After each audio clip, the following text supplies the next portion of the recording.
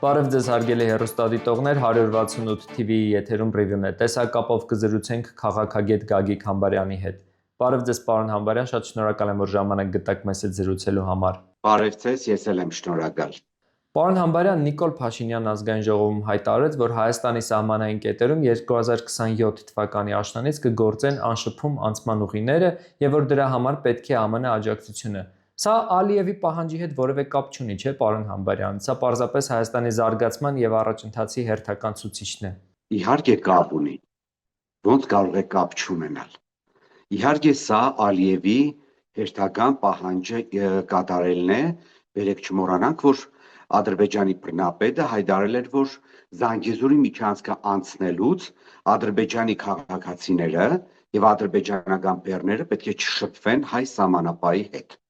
Գիտեք, ես շատ կողմ եմ, որ այս վերջին տեխնոլոգիաները, ինչպես Նիկոլ Անհողն է ասում, արհեստական բանականություն կբերենք, կնստեցնենք մարդկանց փոխարեն եւ այլն, կիրառվեն։ Շատ նորմալ է, մենք պետք է հետ չմնանք զարգացած ուրեմն այդ տեխնոլոգիաները կիրառելուց, բայց խնդիրը գիտեք որն է, երբ որ այդ նույն ձևաչափով մեզ հետ պետք է շփվեն։ Խնդիրը հենց այստեղ է։ Եթե դու արհեստական բանականությանը բերում ես, դնում ես մարդու փոխարեն, որ իբր տեստուգի մարդկանց փաստաթղթերը եւ բեռները, ովքեր հադում են Հայաստանի սահմանը, բայց դրա դիմաց այդ հագարակ կողմը մարդկանց է բերում նստեցնում, որոնք պետք է շոշափեն, ձեռք տան Հայաստանի Հանրապետության քաղաքացիներին, Հայաստանի Հանրապետության քաղաքացիների փաստաթղթերը բարի բուն եւ փոխաբերական իմաստով դրանով մենք ում եք ինչ ուզում ապացուցել, որ ասենք դուք ինքներդ ապրում եք այս պահին Եվրոպայում, դուք գիտեք, որ Եվրոպայի գրեթե բոլոր երկրները, հատկապես Գերմանիան, Լեհաստանը, նույնը Ֆրանսիան, Հոլանդիան, Բելգիան շատ զարգացած են, բայց այդ նույն երկրների սահմաններ անցնելուց դուք երբեք չեք տեսնի արհեստական բանականություն, եթե դա վերաբերում է այնպիսի երկրների քաղաքացիների, որոնք Եվրամիության անդամ երկրների քաղաքացիներ չեն։ Ասենք աշխարհի ամենազարգացած երկրներից մեկը տեխնոլոգիապես դա Ճապոնիան է կամ Հարավային Կորեան։ Ասենք Սեուլի, Տոկիոյի օդանավակայաններում, դրսից եկած մարդկանց արհեստական բանականություն է դիմավորում, ոչ իհարկե։ Մարդիկ կոնկրետ սահմանապաներ ունեն, մարդիկ կոնկրետ ուրեմն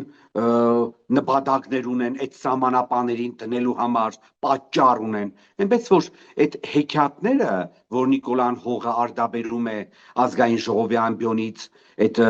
back office, չգիտեմ ինչ office, դրանք բոլորը մեկ նպատակ ունեն՝ իրականացնել Ադրբեջանի բռնապետի պահանջը, ոչ թե ցանկությունը, այլ շանտաժ պահանջներից մեկը, որ ադրբեջանցին, ով անցնելու է Հայաստանի Հանրապետության տարածքով, պետք է հայ սահմանապահի երես չտեսնի։ Ես էլ եմ կրկնում, ես կողմ եմ այս ամեն ինչին, եթե նույն կերպ հայ-ադրբեջանական սահմանը հատող Հայաստանի Հանրապետության քաղաքացին կամ հայկական բեռները, որոնք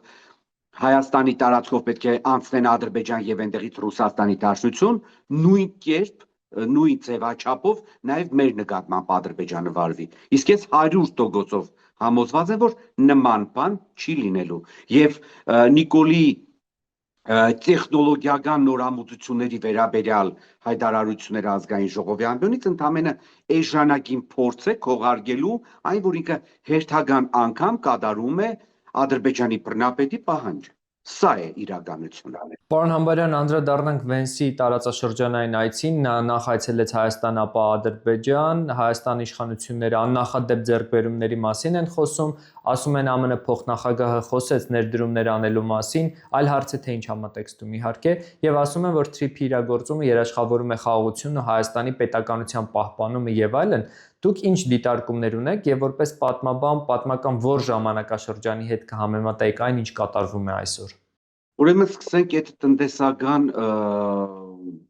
այդպես ասած, ոգևորվածությունից, որը դրսևորում են Քայլիս դավաճանավոմակի ներկայացուցիչները։ Ուրեմն նախ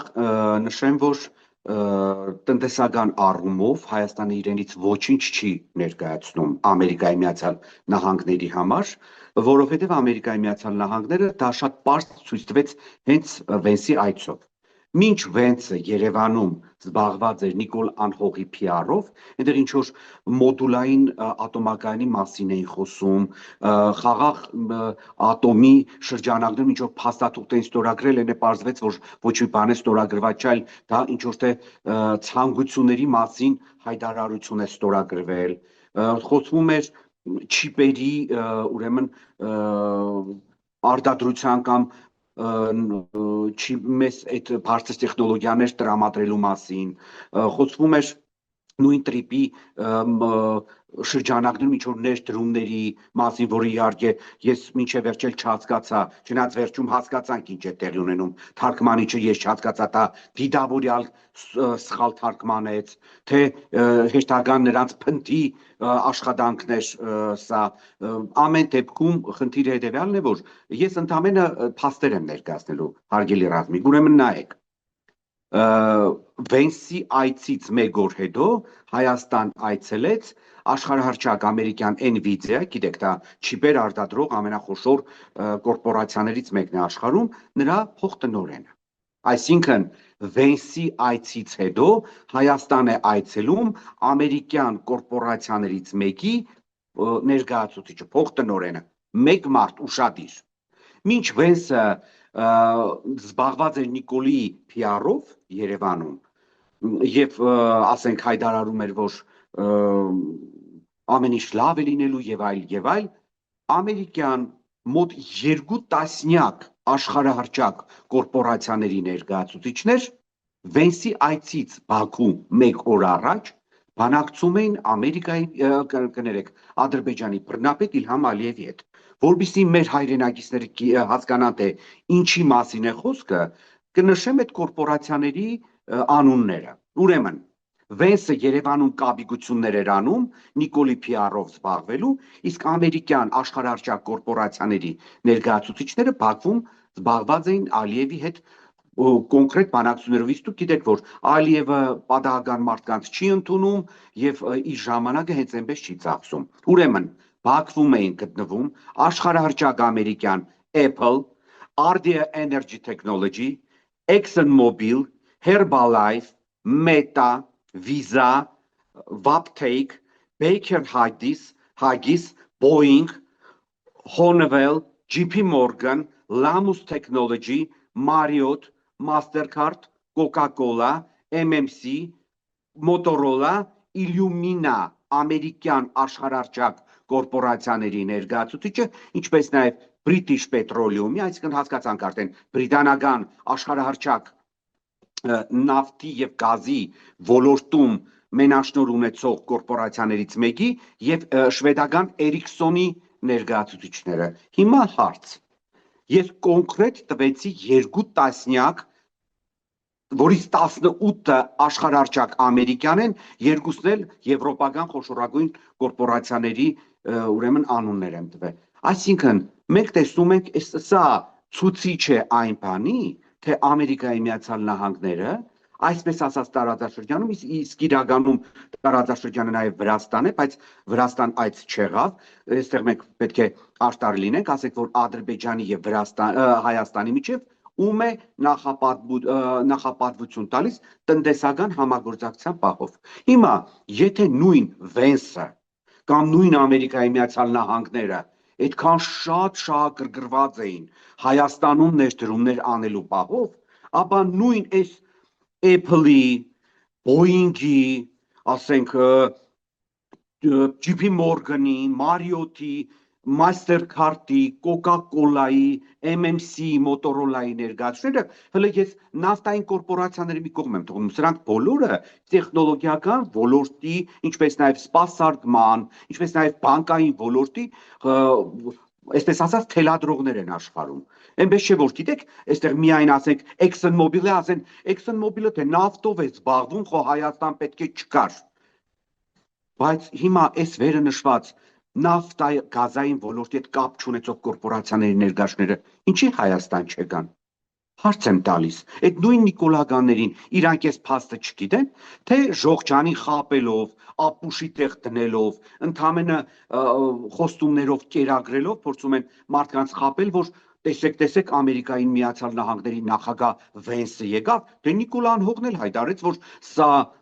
ուրեմն խթան է հանդիսանալու, որ ամերիկյան ներդրողները Հայաստանում ներդրումներ անեն։ Ամերիկյան ներդրողները շատ վաղուց գիտեն որտեղ են ներդրումներ անելու, եւ Վենսի այցից 1 օր առաջ մարդիկ շատ པարզ գնացին Բաքու,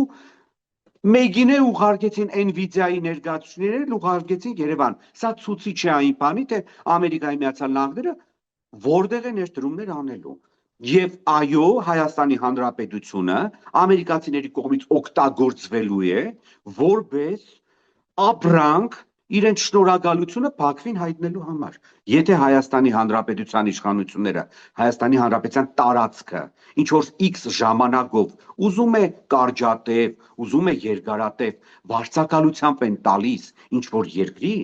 որտեղ պետք է կառուցվեն ենթակառուցվածքներ, ավտոմոբիլային ճանապարհներ, երկաթուղի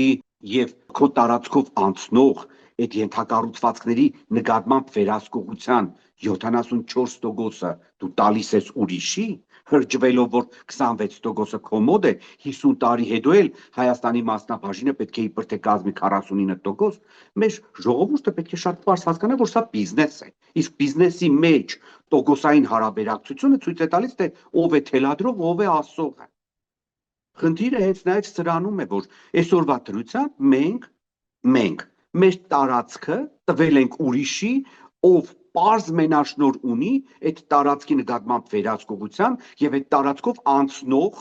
ուրեմն բեռների նկատմամբ կամ ապրանքների նկատմամբ կամ նույն մարդկանց վերահսկելու նկատմամբ։ Շատ դեպքերում ես ապուշություններ եմ ասենք թե լսում, ասենք մեկ էլ քայլիստները փորձում են համեմատել, ասենք Գազպրոմ Արմենիան, ռուսական Գազպրոմինն է 100%-ով, ասենք Տրամպի միջանցքն էլ 74%-ով ամերիկացիներինն է, ասենք Գազպրոմ Արմենիայի ամբողջ գույքը գտնվում է Հայաստանի Հանրապետության տարածքում, Գազպրոմ Արմենիայում աշխատում են գրեթե մեծ մասը 95% Հայաստանի Հանրապետության քաղաքացիներ, Գազպրոմ Արմենիան ցանկացած պահի վերահսկվում է հայ իրավապահների կողմից։ Նույնը կարելի է ասել Տրամպի միջանցքի պահով, իհարկե ոչ։ Լրիվ նախ տարբեր ոլորտներ են։ Ինչ վերաբերվում է խաղաղության բերելուն, որ սա եթե ամերիկացիներն են ստորագրել եւ խաղաղություն եկել, սա ընդամենը ցանկություն է։ Նախ խաղաղություն չի եկել դեռ, դա մեկ։ Սկսենք այդտեղից։ Խաղաղության պայմանագիր ստորագրված չէ, երկրորդը։ Մենք չենք հասկանում, որ 21-րդ դարի այս ժամանակաշրջանում պայմանագրերը, փաստաթղթերը, միջազգային ռեզոլյուցիաները, Միավորված ազգերի կազմակերպության նույնիսկ անվտանգության խորհրդի ընդունած որոշումները զուգարանի թղթից ավելի էժան գին ունեն։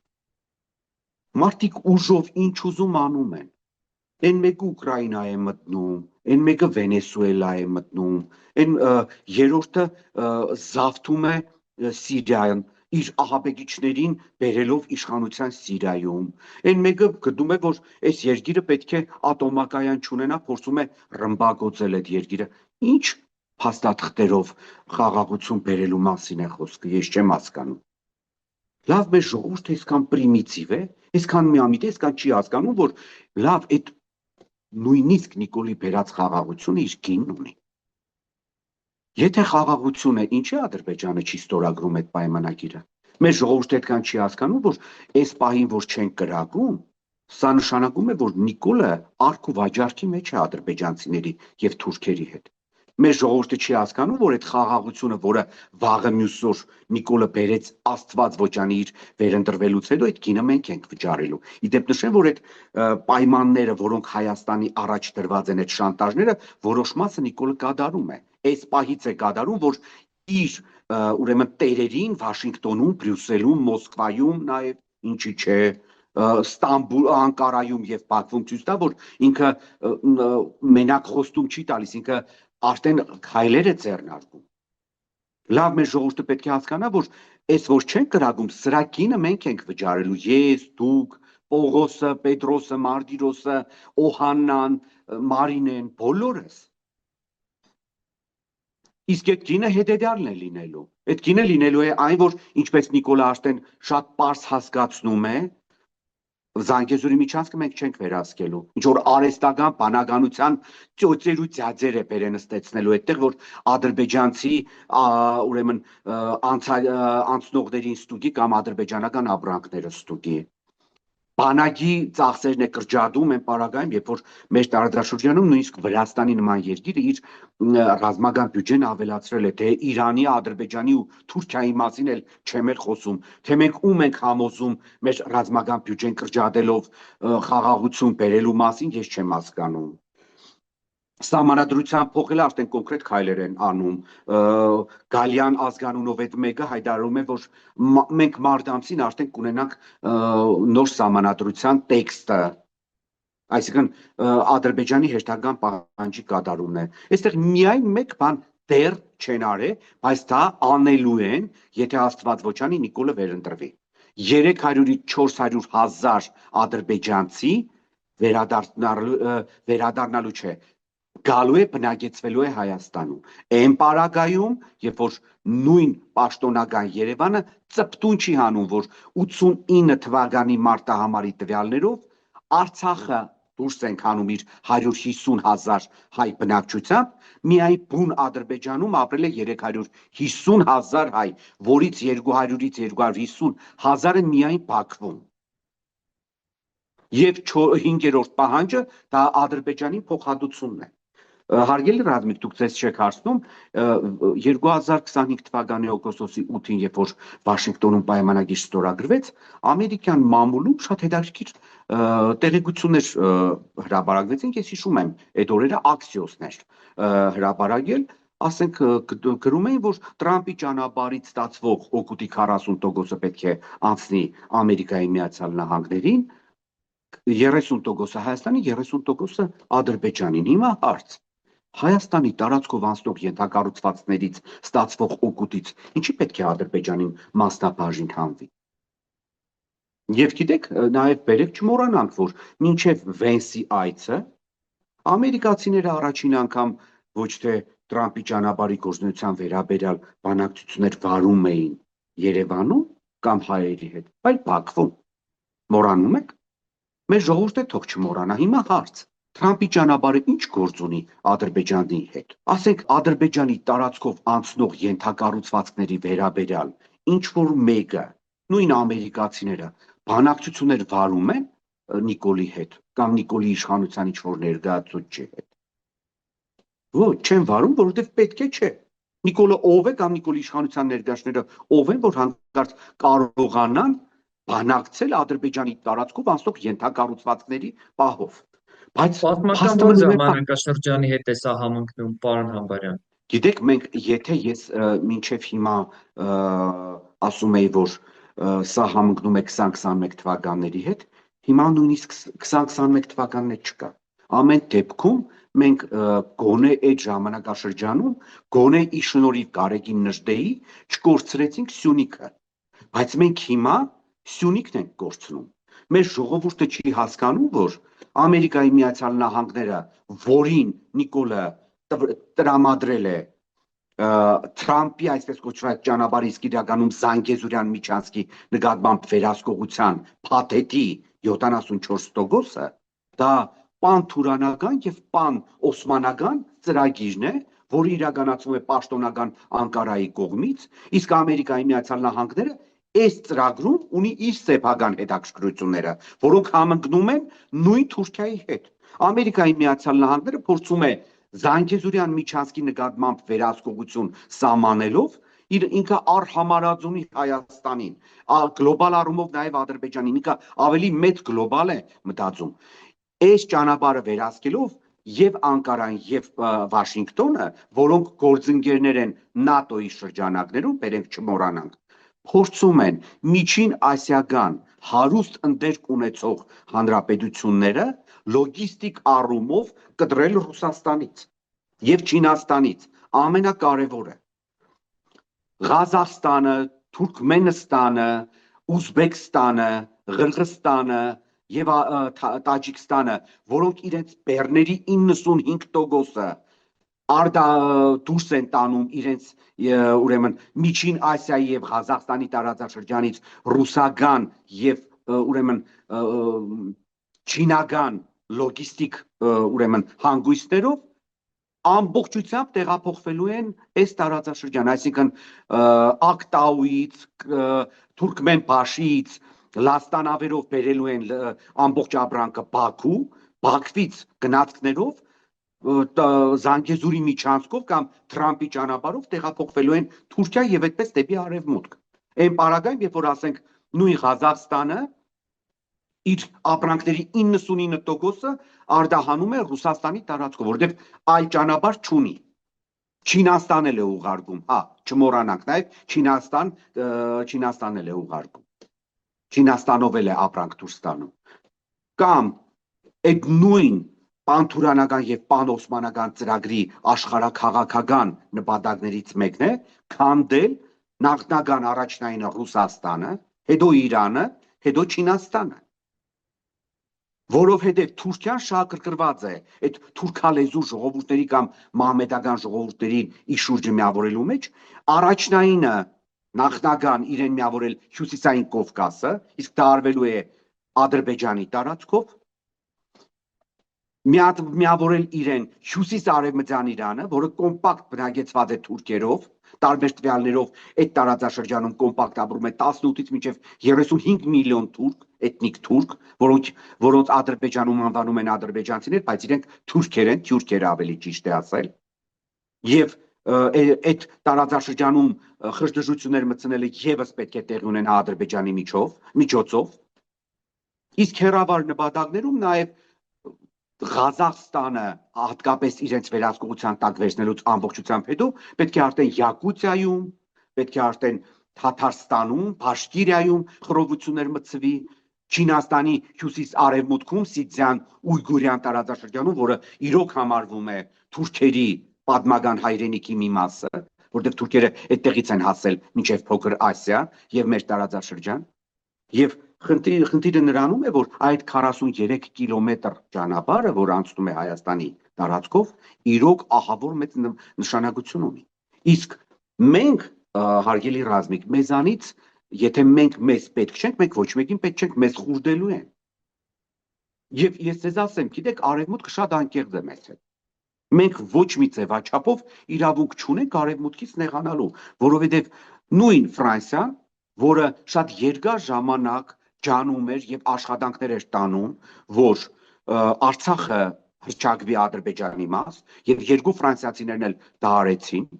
2022 թվականի հոկտեմբերի 6-ին Պրագայում Ադրբեջանի մաս Արցախը հռչակվել է Նիկոլի կողմից, Ֆրանսիայի նախագահ Էմանուել Մակրոնի եւ Բելգիայում ապրող ֆրանսիացի եւ բարձրապաշտոնյա Շարլ Միշելի կողմից։ Եվ ֆրանսիացիները շատ անկեղծ են մեզ հետ։ Իրանք ամեն ինչ անում են Հայաստանը ռուսական ազդեցությունից ձերբազատելու ուղղությամբ, բայց միևնույն ժամանակ իրանք չեն ասում, ասենք, գիտեք, մենք ռուսերին այստեղից հանում ենք, բայց մենք այլընտրանք ենք ձեզ առաջարկում։ Օրինակ, մենք մեր ռազմապազաները կբերենք եւ կտեղակայենք Գյումրիում, ռուսական ռազմապազաների փոխարեն։ Ռուսները վատն են, ես դա ընդունում եմ։ Ռուսները լավ գործընկերներ չեն եւ իրանք շատ վատն են։ Դա փաստ է, ասենք, ինձ համար ուղղակի զզվելի էր, երբ որ Վենսի այցից հետո Ռուսաստանի փոխարտգործնախարարը ուղղակի նվնվոցով Նիկոլից աղերսում էր, որ իրանք մտնեն, ասենք, որպես մաս, ասենք, Թրամփի ճանապարհի մեջ, կամ ասենք, մենք պատրաստ ենք կառուցել ատոմակայան լուրջ, մինչև հիմա առաջնորդվում էին անասնական կուդա էցի արմյանի ցենուցը պեզնաց կասկախոսով։ Հենց որ տեսան, որ արմյանի ցելիս թուրքերի տակն են մտնում, արդեն հիշեցին, որ իրանք աշխատանք պետք է տանեն, հա։ Մինչև հիմա ոչ մի աշխատանք Ռուսաստանը նորմալ Հայաստանում չի տարել, ոչ մի ձևաչափով։ Եվ շատ մեծ լեզու է դրել հագարուսական, ուրեմն քարոզչամեքենայի բերանը, հագարուսական գործիչների բերանը։ Ես օբյեկտիվն եմ ասում։ Ասենք, գույք պարտքի դիմաց ծրագրով այդքան օբյեկտներ ստացան, ո՞րն է աշխատում նորմալ։ Բացեն Հրազդանի 5-րդ բլոկից, Լավ, ասենք ստացան են Մարս գործարանը, չէ, որը խորհրդային միության ժամանակ, այսպես ասած, սկավառակներ, չիպեր են ժամանակ, դա էր վերջին տեխնոլոգիան, արտադրության համար կառուցված գործարան էր։ Լավ, հետո ինչ արեցին։ Այդքան բան ստացան, չէ, օբյեկտիվը բերեք վերցնեք, էլի։ Ռուսների նման ապուշ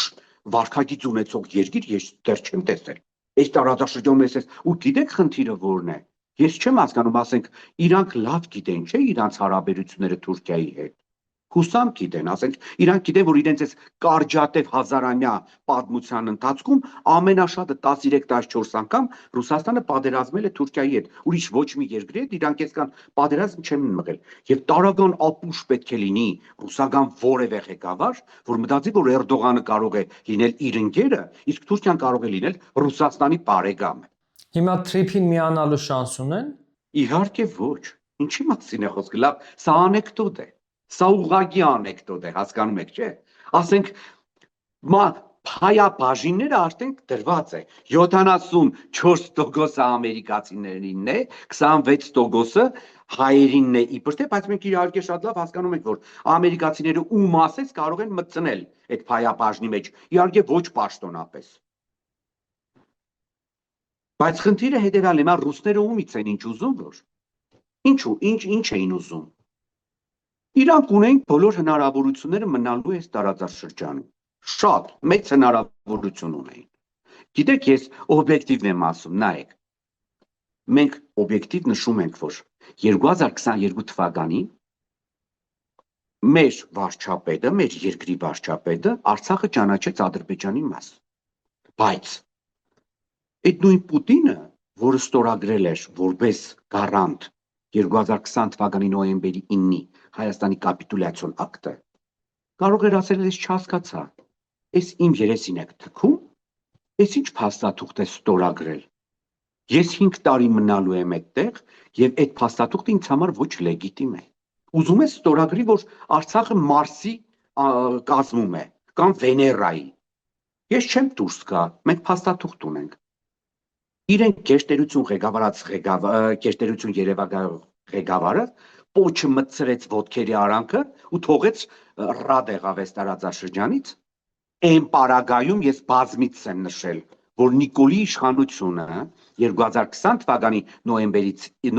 9-ից հետո բազմիցս փրկել է հենց անձամբ Պուտինը կամ Ռուսաստանը։ Եվ դա ես չեմ ասում, դա դուք չեք ասում, որևէ ընդդիմադիր չի ասում, դա ասում են հենց մեր պուտինյան քաղաքական գործիչները։ Կոնստանտին Զատուլինը ոչ իմ ընկերն է, ոչ էլ իմ հարազատն է, ոչ էլ Հայաստանի ընդդիմությունն է։ Կոնստանտին Զատուլինը Պուտինի հարազատ Եդինայա Ռոսիա կուսակցության անդամ է, ով բարձր պաշտոն է զբաղեցնում պետական դումայում։ Դա ասում են մեր պուտինյան վերլուծաբաններ, քաղաքական գործիչներ, որոնք չեն իջնում ռուսական հեռուստաընկերությունների թոք-շոուներից, որտեղ Պուտինին գովերգում են Անդրանիկ Միհրանյան, Սեմյոն Բաղդասարով եւ այլն բազմաթիվ են։ Պարոն Համբարյան, ցեղասպանության վերաբերյալ թվիթի հեռացումը ԱՄՆ փոխնախագահի էջից ինչ էր նշանակում։ Եթե անգամ թվիթն են հեռացնում, ապա Թուրքիայից եւ Ադրբեջանից եկող իրական սպառնալիքի պարագայում ինչ քայլեր է անելու Միացյալ Նահանգները նույն Հայաստանին պաշտպանելու համար, ինչպես Հայաստանի իշխանություններն են ասում, որ մեր անվտանգությունն է ապահովում Միացյալ Նահանգները այս թրիփով։ Ավելին ասեմ, ես կարծում եմ, որ դա իմ սուբյեկտիվ կարծիքն է, Վենսի կողմից ծիծեռնակապերտ այցելելու վերաբերյալ թվիթի հեռացումը կապված է Հայաստանի իշխանությունների խնդրանքի հետ։ Ես այդպես եմ կարծում։ Դա իմ սուբյեկտիվ կարծիքն է, որ հանկարծ չփչացնեն այսպես կոչված հայ-թուրքական կամ հայ-ադրբեջանական հարաբերությունները այդ մեկ։ Երկրորդը, իսկ ով է ասել, որ Ամերիկայի Միացյալ Նահանգները լինելով Թուրքիայի դաշնակիցը ՆԱՏՕ-ի կազմում, ունենալով Ամերիկայի Միացյալ Նահանգները Թուրքիայի տարածքում ռազմաբազա, Ինջիրլիկում, ունենալով սերտ տնտեսական կապեր եւ անձնական կապեր, գիտեք, մենք նաեւ մոռանում ենք Թրամփի եւ Ալիևի անձնական կապերի մասին, որոնց վերաբերյալ շատ վաղուց տեղեկություններ էին հրապարակվում նույնիսկ Թրամփի առաջին նախագահության ժամանակաշրջանում։ Բերեք չմոռանանք, որ այն ժամանակներում նույնիսկ Ալիևը հերավար երևին մտածելով նպատակներ ունենալով Թրամփից գնել էր Trump Tower այդ լոգոն $2 միլիոն, որքան հիշում եմ տարեկան, բերեք կպցրել էին որ ֆրանչայզինգի շրջանակներում Բաքվի երկնաքերերից մեկի վրա։ Սա ցույց է տալիս Ալիևի եւ Թրամփի մտերմությունը։ Իսկ ով է ասել, որ նրանք կարող են հարձակվել կամ քայլեր ձեռնարկել Հայաստանի դեմ առանց Ամերիկայի Միացյալ Նահանգների իմացության։ Իսկ ով է ասել, որ այդ մենք կարող ենք ասել, չէ՞ որ ասենք նույն ռուսները, որոնք Արցախում տեղակայված էին, ասենք Փարուխ գյուղը, այն Հադրութի շրջանի երկու վերջին գյուղերը, որ մերն էին, հետո շատ զարմանալիորեն հանձնվեցին Ադրբեջանին։ Այդ նույն ռուսները համաձայնեցված չէին անում Ադրբեջանի հետ։ Մենք էլ մեղադրում էինք, չէ՞, նույն ռուսներին, հիմա նույնը չի լինելու Հայաստանում։ Ով է մեզ դա երաշխավորել, որ այդ ռուսը կարող է գալ Արցախում, Արցախի տարածքները առևտրի մեջ մտնել Բաքվի հետ ու հանձնել մանր-մանր։ Հիշում եք այդ դեպքերը։ Իսկ Ամերիկան պետք է չանի մեզ հետ, ով է ասել մեզ։ Դուք մտածում եք Անկարայում եւ Բաքվում, չգիտեն մեր ժողովրդի տրամաբանությունը, դուք մտածում եք պատահական է Նիկոլա անընդհատ խոսում բարեկեցիկ ապրելու, փող աշխատելու, ուդելու, ման գալու, անընդհատ դուք ուշադիր նայեք, դուք կտեսեք Նիկոլի մոտ անընդհատ նյութականն է։ Անընդհատ նյութականն է իր մոտ։ Փող։ Այն պարագայում, երբ որ ասենք նույն Թուրքիան, նույն Ադրբեջանը իրենց արտաքին քաղաքականության կամ ազգային շահերից դուրս գալով ավելի շատ աշխարհաքաղաքականության ուղղությամբ են մտածում, պատմության դասերն են քաղում, իրենց սխալները եւ ճիշտ քայլերն են գնահատում, իրենց ուժեղ եւ թույլ կողմերն են գնահատում։ Խո ամեն ինչը փողով չէ։ Հա ես հասկանում եմ, որ մեր հասարակությունը նեղված է անարդարությունից, բայց ինչ էս 7 տարիների ընթացքում շատ մեծ արդարություն ենք տեսել, հա? Ասենք նախկինում հազիվ ծայրը ծայրին հասցնող բոմժերը հիմա դարձել են միլիոնատեր, իսկ ժողովուրդը մնացել է գրեթե նույն վիճակում, շատ արդար է։ Հա, ճիշտ են ասում, մինիմալ թոշակը 16,000-ից անել են 36,000-ի, բայց հələ թող ասեն, այս 7 տարիների ընթացքում գնաճը ինչ մագարտակի է հասել։ 500 դրամանոց, 600 դրամանոց վալյո կարակը դարձել է 1500 դրամ, 200 դրամը։ Շատ սովորական կենցաղային մեկ ապրանքի օրինակ բերեցի։ Բայց խնդիրը էլի նրանում է, որ նույն ուրեմն իշխանությունները զարկ տալով, տուրք տալով սոցիալականին, տուրք տալով բարեկեցությանը ուղղակի վաճառում են մեր ազգային շահերը։ Վենսը